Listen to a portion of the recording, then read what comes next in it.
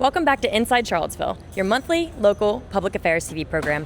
I'm your host, Afton Schneider, Director of Communications and Public Engagement for the city. On this episode, we'll go on the spot with City Manager Sam Sanders. We'll get a quick recap of the July 4th and Downtown Mall 50th anniversary festivities. CPD takes part in National Night Out, an annual community building campaign that promotes police-community partnerships and neighborhood camaraderie. We'll see highlights from the recent CFD Recruit Academy Graduation held at Tall Oaks Elementary in Charlottesville. We'll visit the Hillsdale Conference Center for a recap of the inaugural Chamber Economic Forum presented by the Charlottesville Regional Chamber of Commerce. We'll see highlights from the annual Westhaven Community Day, focused on connecting families with free health services, community resources, and one another. We'll take you to the recent Riverview Park Restroom Facility ribbon-cutting ceremony. And we'll get to know Ben Chambers, Transportation Planning Manager with Neighborhood Development Services.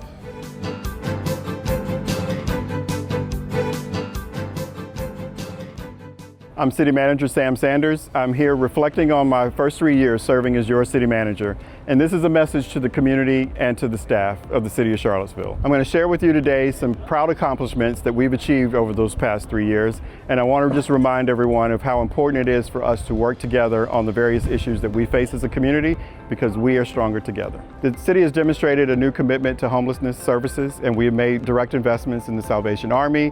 We are adding team members to our own staff. We have purchased the property to turn that into a low-barrier shelter, and our goal is to make sure that we can deliver on Council's vision to be a place where everyone thrives. In the area of transportation, we're very proud of the work that we're doing in bike ped infrastructure. We want to make sure that it's possible for people to find various ways to move around our city. Multimodal matters to us. In public transit space, we're investing and expanding our transportation service through CAT. The goal is that we're going to focus on frequency and reliability. In the area of public safety and human needs, I'm very proud of the idea that we've been able to bring forward supports for our anchor team. That's our co-response model, where we actually don't send law enforcement in first, we send in specialized individuals who can help people that might be in crisis. In addition to that, we're excited about the single role EMS opportunity that we now provide within our fire department.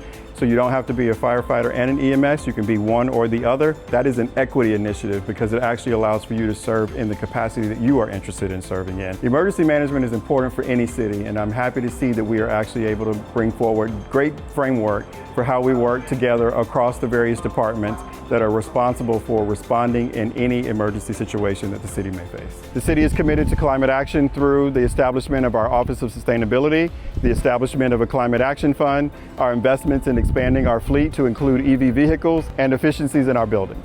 In the area of affordable housing, Council has a vision, $10 million a year over 10 years. Kendallwood is a great example of that. We're proud to see that our team is supporting its continued movement to delivery so that folks who need affordable housing in the city of Charlottesville can find it right here. So in the area of infrastructure, I'm out here at the Belmont Bridge just taking a look at an example of our relationship that we have with VDOT. It was very important for us to be able to make sure that we could continue to produce on time, on budget, delivering various improvements that are needed around the city. Our Public Works team reorganized our capital division. We now are actually doing projects in one team instead of departments doing that work themselves. We have seen that it has improved the production. We've gotten projects done. An example of that is the Riverview Park Restrooms, something that has been long delayed, needed a long time ago. So we're very excited about the opportunity of having that. And also just want to highlight that it's a great relationship that we even have with Bennett's Village, an external partner who's working within property that the city owns at Penn Park. Bennett's Village is a great example of a public-private partnership, and it is really working to ensure that we work with individuals that have special needs in our community. So the last thing that I want to talk about are the people. That's the people who work here for the city of Charlottesville. Over the past 3 years, it's been very important for me to make sure that I take care of the people who serve you. And by doing that, we've been able to focus on big changes for the city organization, like collective bargaining, where we've been able to implement 4 bargaining units and giving our employees a voice.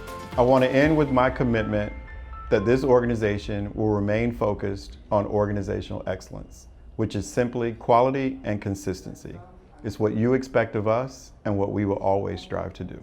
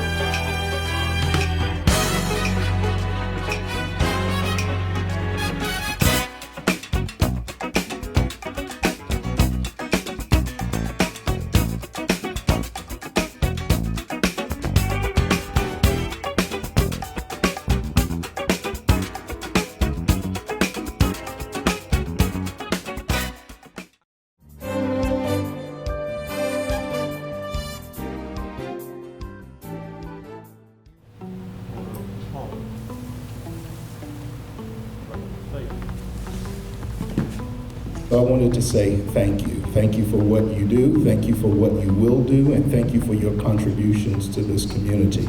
And of course, I can't say thank you to you without saying thank you to your family members as well.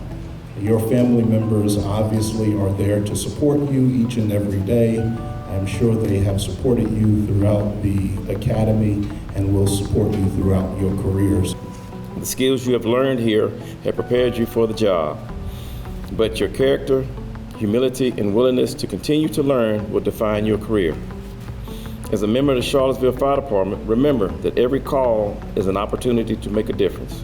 Whether responding to a fire, a medical emergency, or simply helping someone in their worst day, your professionalism and compassion will leave a long-lasting impact on our community. Graduation isn't the destination, it's permission. Permission to begin earning the trust that comes with this uniform. Permission to become a student of this profession.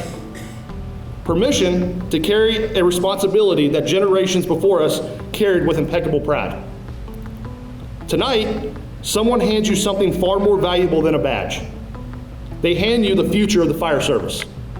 It's not about dramatic rescues or making the headlines.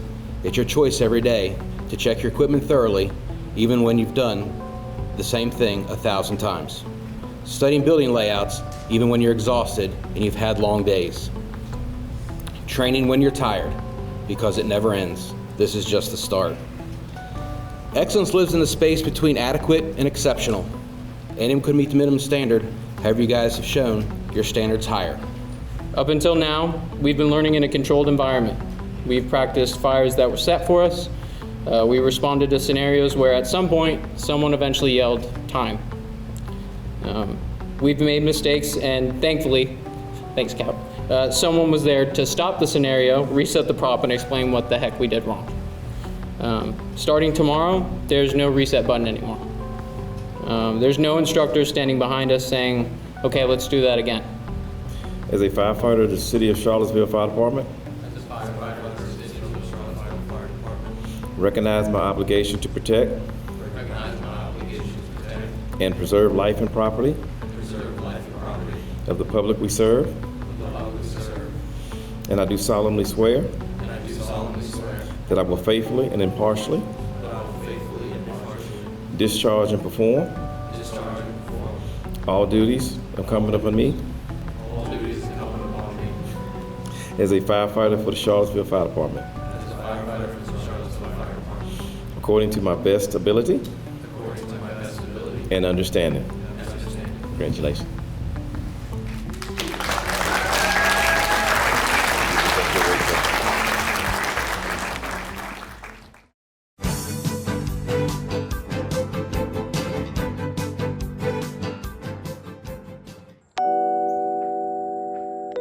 Well, good morning, everyone, and what a pleasure it is to be with you all this morning. Again, I want to commend the city and our Parks and Recs team for this wonderful achievement. So on behalf of the city of Charlottesville, I'd like to welcome everyone to the Riverview Park as we celebrate the opening of this new restroom facility. This project may seem simple, but it is one that many community members and trail users have been asking for roughly 10 years. Today, we're proud to deliver an amenity that will make a real difference for everyone who enjoys this park. I just actually made reference to this while we were talking before this about what this facility represents for young people that are here to play and families that are here to play. And investments like this are an important part of maintaining and improving our public spaces. While large projects often receive the most attention, it's amenities like these that enhance the everyday experience for residents and visitors. So this project is very near to my heart. As Steve mentioned, that it's a small amenity, but for Parks and Rec, it is a very big amenity. And I want to take you through a small journey. Kids playing out in a park, Riverview Park. Only 2 porta potties sitting out there. Mom has to interrupt the whole day because the kids does not want to go into a porta potty because it is not welcoming. Mom has to pack up the kid, take the kid all the way home and come back to the park. Today, I'm so proud of this project that now that kid and the parent does not have to leave the park, can actually use a actual restroom. And I'm so proud of that. Very, very proud of the team, our assistants, on getting this project done. So I would like to welcome the community to our brand new facilities. And again, it's all about place making. So thank you so much. Please enjoy this beautiful amenity. Thank you. Go! Yay! Congratulations. Well done.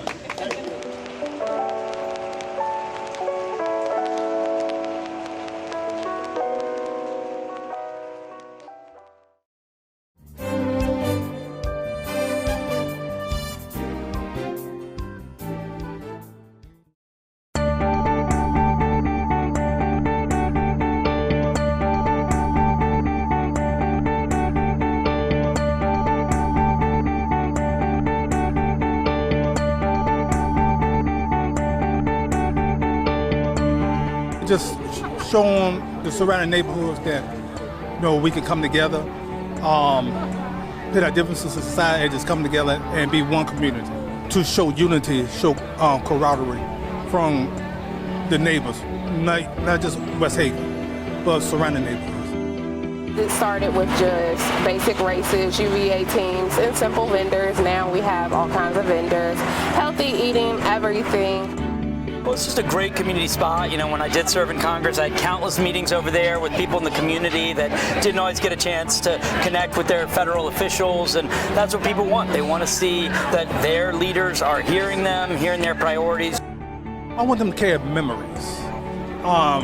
They can look back on this and say, I was at Westhaven Community Day, the 29th anniversary, and they say I had a good time, I enjoyed myself, I ate food, I see friends, I see people I haven't seen in a long time. I want them to have those kind of memories.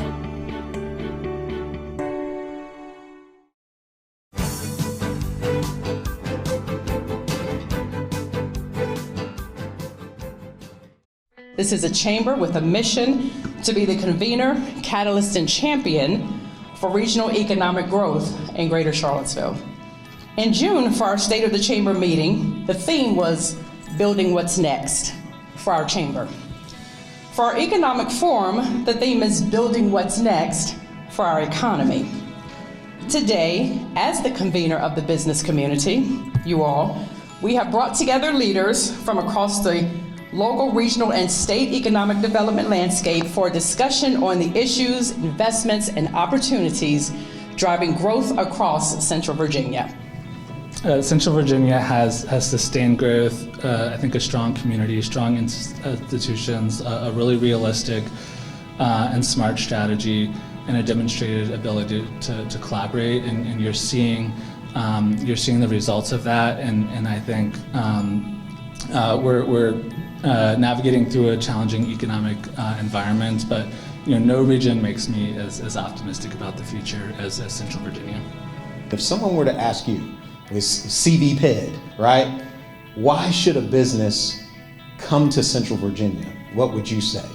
We are very project specific, and we really focus on what is that company interested in, and we ask questions to find that out, but we're really focused on our pitch to a bioscience company is going to be very different from a food or beverage company, very different from advanced manufacturing. So we really do our work in a customized fashion. When we talk to people generally, we talk about our fantastic location, 100 miles from Washington, D.C. I think when you look at a picture of the East Coast, we're halfway between Maine and Florida, for heaven's sakes. And so one of the things we talk to companies about is we have this untapped talent pipeline. And we know that we have the partnership from PBCC and the University of Virginia to help make those right connections with internships, with research projects, with strategic hires that those institutions can make, and strengthening certain research and academic areas of their programs to make sure that you have the workforce that you need today when you open your doors, but also perpetually into the future. What do you see as important, whether it be government or whether it be community, to support the small businesses that are here? We have a specific program called Charlottesville Match, which matches federal grants. So if a company gets an STTR or an SBIR, this is grant speak, but these are federal grants for developing technology that happen at universities. NIH, NSF, and others all kind of sponsor these things. We specifically try and land them in the city so that they can start and grow in the city. Good examples of those are Laser Thermal, which is a 10-year-old company that's developing a unique heat sensing technology grew out of a lab at the university. And I think what everybody on this panel is trying to do is build a very fertile environment for these companies to be successful, to make it attractive for new companies. I mentioned the Commonwealth, Seaville Biohub's Commonwealth Bioaccelerator at Northport, which is supporting Wet Lab. That's something that cannot happen alone. It did not happen alone. It was the city, it was the county, it was Central Virginia Partnership, it was Good Virginia, it was the university, it was the UVA Foundation. So many groups had to come, philanthropy, had to come together to put that incredibly valuable asset together. Without that, we don't have a place for these ideas to go.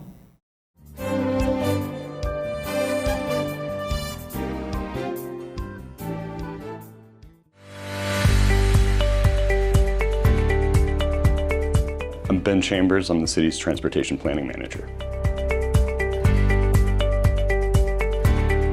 I've been with the city 3 years this time around, but I worked with the city about 15 years ago in the school bus department. I get to do all kinds of different projects. I work on sidewalks, I work on bike lanes, I work on transit, something new every day. We get to think about the future.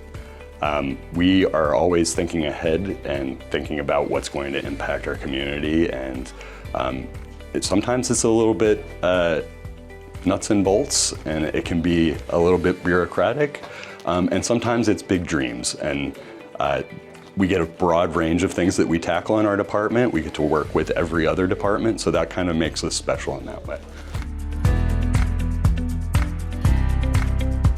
I really like being part of the University of Virginia. That's what brought me here in the first place back, over 20 years ago. I think we have a really special relationship with the university, and having, a lot of their employees live in our community brings out different kinds of things that we celebrate in our community. We have great biking and walking activities in our community, which is really helpful for a transportation planning manager. And I think a lot of that comes from the UVA community being really engaged and attracting employees from around the country who are interested in the kinds of activities that we have in our town. Best way to get in touch with me is my email, which is just my last name and bw@charlottesville.gov. You can also reach us through our transportation planning webpage. There's a transportation planning email address through that as well that you can reach me through. I used to be a bus driver, so transportation planning isn't just something I learned in school. I also was part of the transportation system itself. So during college, I put myself through college driving buses. I still love to watch the buses drive around town and just wave at them because I know that they're having a great time doing their job.